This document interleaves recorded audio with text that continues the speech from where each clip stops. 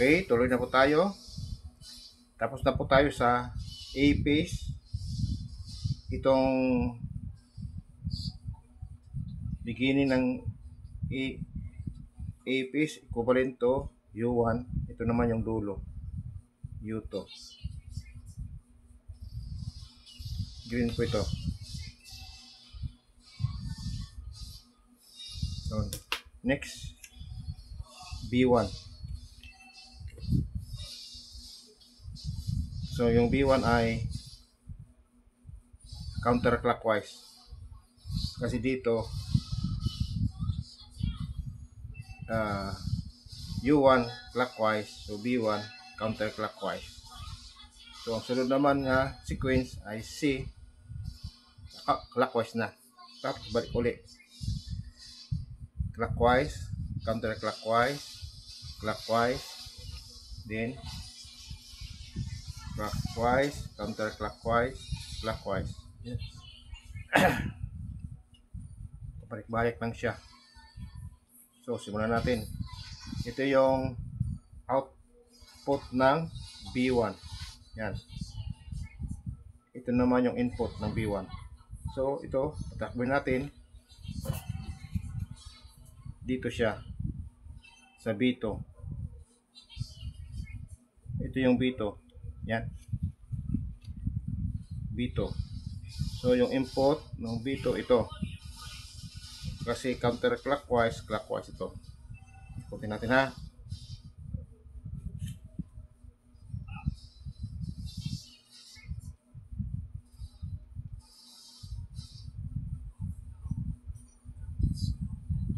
Ito. Dugtong. Yan. Sundin nyo lang. Kasi may kulay-kulay naman siya eh. Output naman ng B2 ay nandito. Ito. Output ng B2. So, B3 na po tayo. Hanapin natin ang input ng B3. So, ito. Input.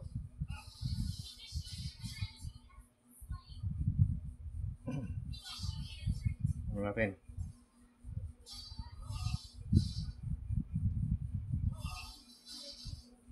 Yan. Ibig sabihin yan, dugtong. Dinugtong yung B2 output at B3 input. Yan.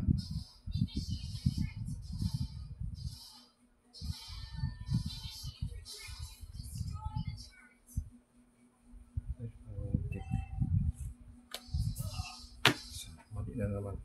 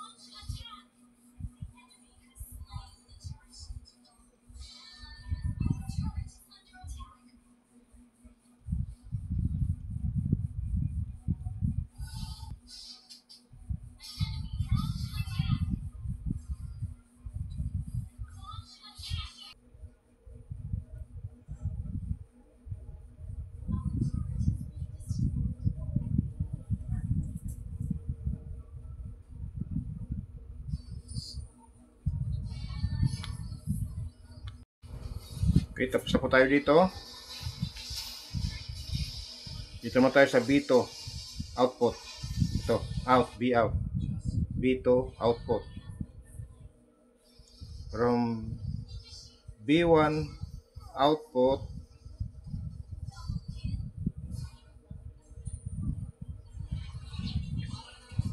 B1 output ito pupunta sa B2 input. From B2 output pupunta naman ito sa B3 input. Hanapin natin B3 input. Ito.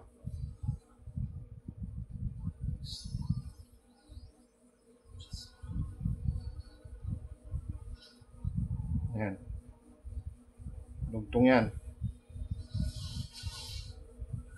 Na from B3 output, B3 output, pupunta ito sa B4 input. Ito ang B4 input. Dugtong natin.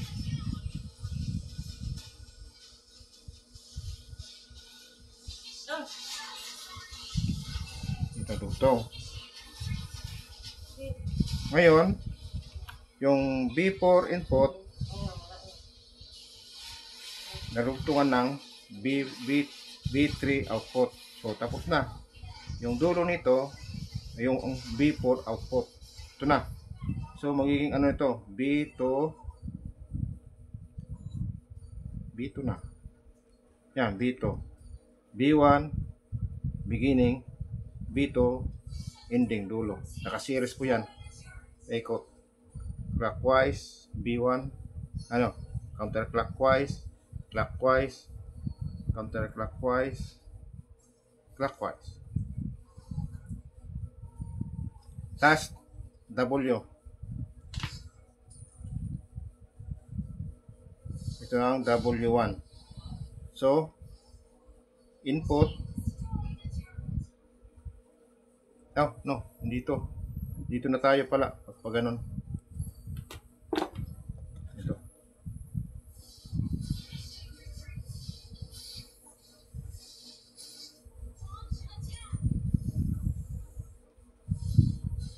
Ayan. Dito na. A ang green, B ang blue, so C ang pula. Dito tayo. So, hanapin natin yung input. So, yung green, clockwise. Yung blue, counterclockwise. Balik ulit sa clockwise. So, dito, clockwise. Pag gano'n. So, ito, W1. So, yung output ng W1, so, ano tayo, marka, C1. Next, C2. Then, C3. Then, C4. C1, clockwise.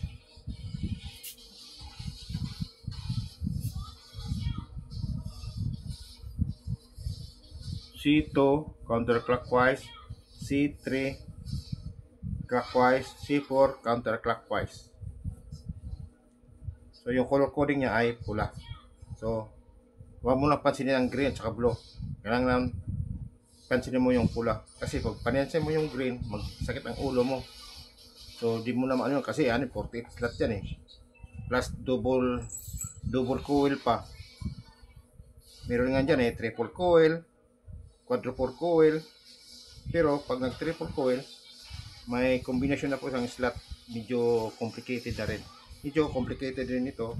Pero ipapasimple ko lang ito. Hanggang dito lang po ang malalaman ko. So, simula tayo. Ito. So, hanapin yung output. Input. Yan, in. Then, out. B1. W1. W1. Clockwise. Counterclockwise. So, this is in. This is input. Output.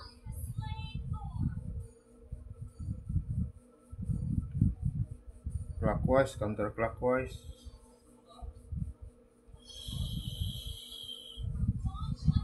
So,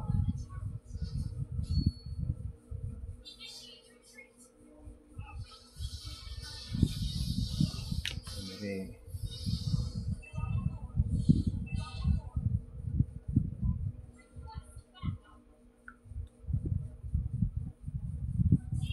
Output C1.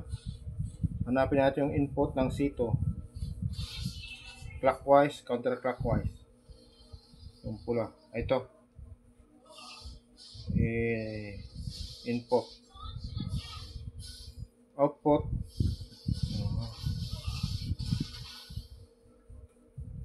Walang output.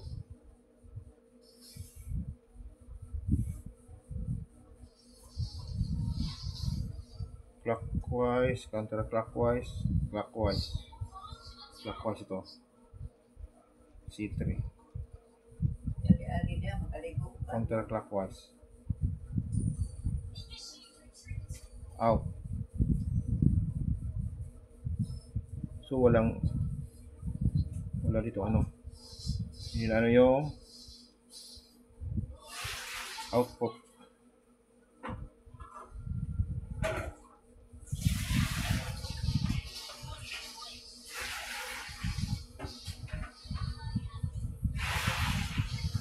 Output yan. Output yan ng C2. So, output nito pupunta dito sa input ng C2. Ito. Ito. No. Ito.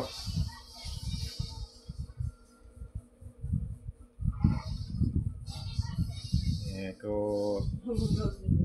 Yan. Tugtong na yan. Output ng C1 papunta sa input ng C2. So yung output naman ng C2 ay papasok naman sa input ng C3. Input. So clockwise, counterclockwise, clockwise.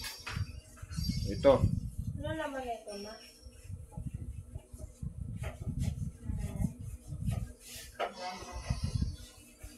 So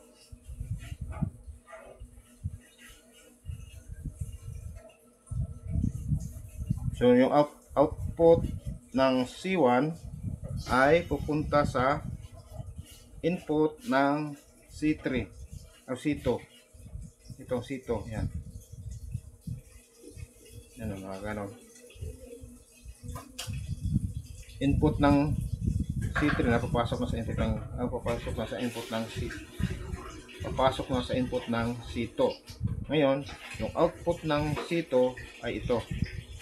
Kasi clockwise, counterclockwise. Ito naman, counter. Dito papasok sa kanan, pakaliwa. So ito na, output ng C2, input ng C3 ay clockwise, counterclockwise, clockwise na po. So ito na siya, clockwise. Ngayon, hanapin natin ang output ng C3. So ito ang output ng C3. Ngayon, papasok naman ito sa input ng C4. Saan ang input ng C4? Input ng C4. Na, sandali. Clockwise, counterclockwise, C1, clockwise, C2, counterclockwise, C3, clockwise, C4, counterclockwise. So dito. Ito na, counterclockwise. Input eh. Yan, in. Ito out. So, out nito ng C3 papunta sa input ng C4. Ganun yan. At, dugtong. So, yung dulo ng C4 ay magiging W2. Ito naman ang input W1. So, iikot yan C1 clockwise, darating sa C2 counterclockwise, papasok sa C3 clockwise, papasok sa C4 counterclockwise.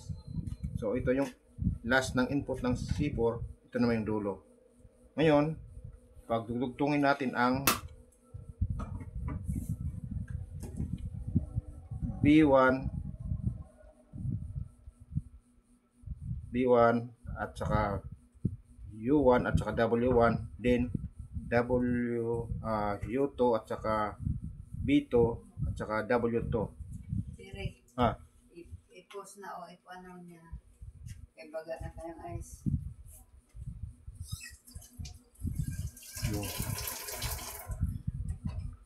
W2, U2, B2. So ito ngayon. Mag-drawing tayo.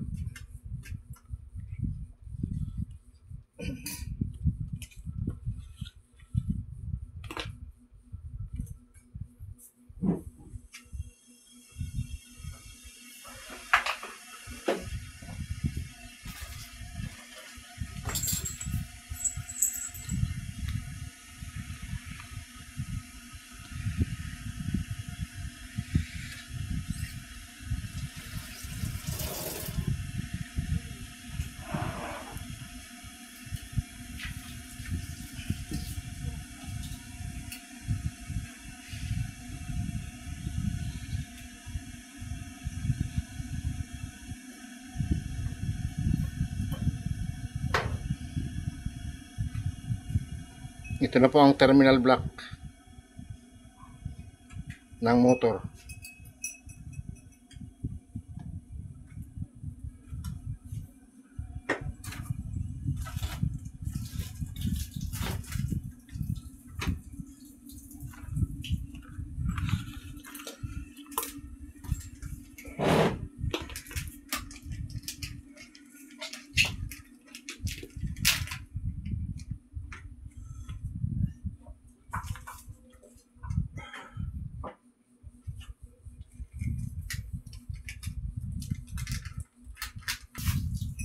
Inirugtong natin ang U1.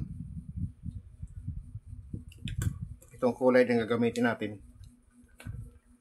Full coding din. Yung U1. Saan dito yung U1?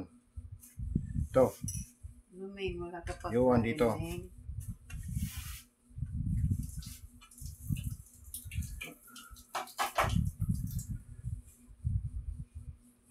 Ito na kasi ang drawing. Ayan na natin U1. Yan. U1. Next, B1.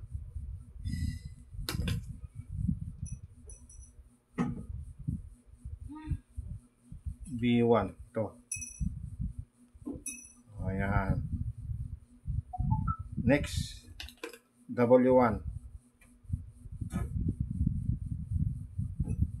Ito. Kailangan na rin ang tubig din na.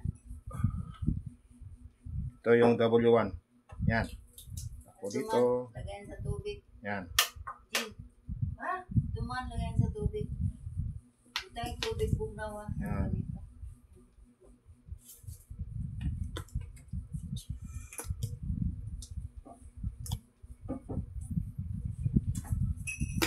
So, U1, ito, B1, ito, so B1 is B, W1, so ito ay A, B, C. Ngayon, ilulutong naman natin ang dulo. Ito ang beginning, naman ang ending. So, kulay din.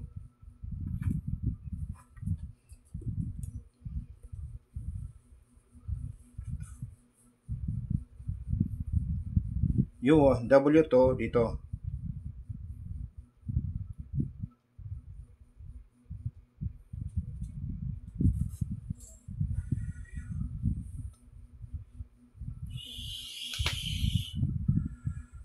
U1 ito U2 yan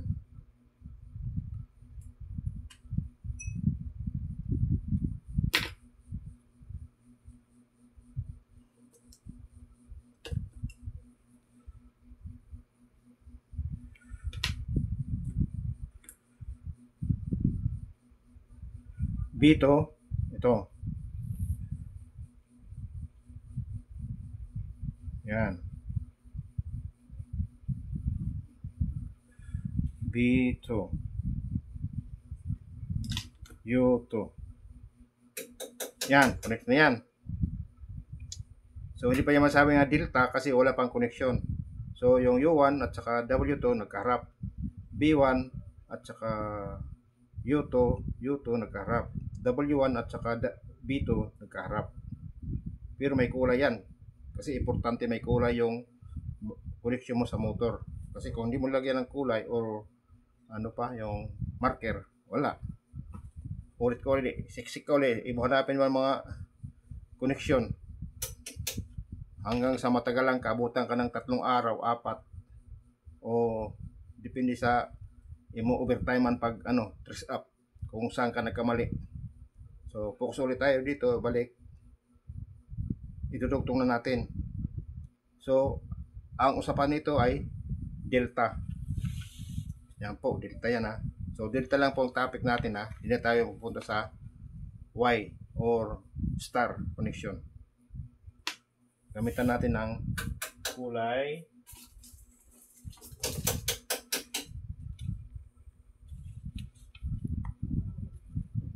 ito.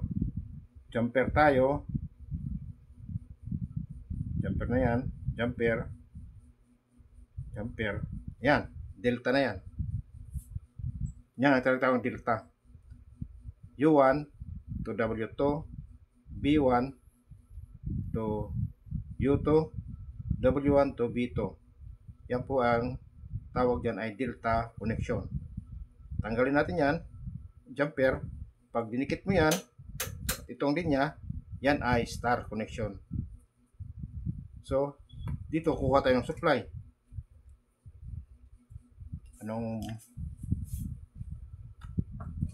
Ito na lang. May color pa din mo dito. So, ito yung supply natin. Dito kukuha. Yan.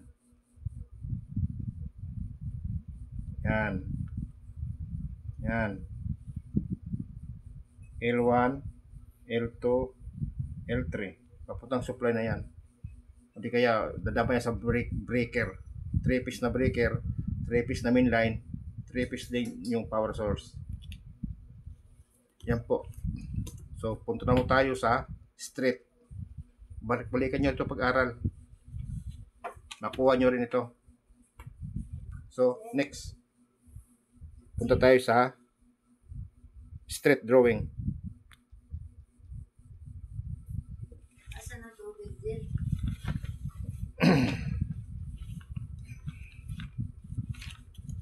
Dire, ito na lang.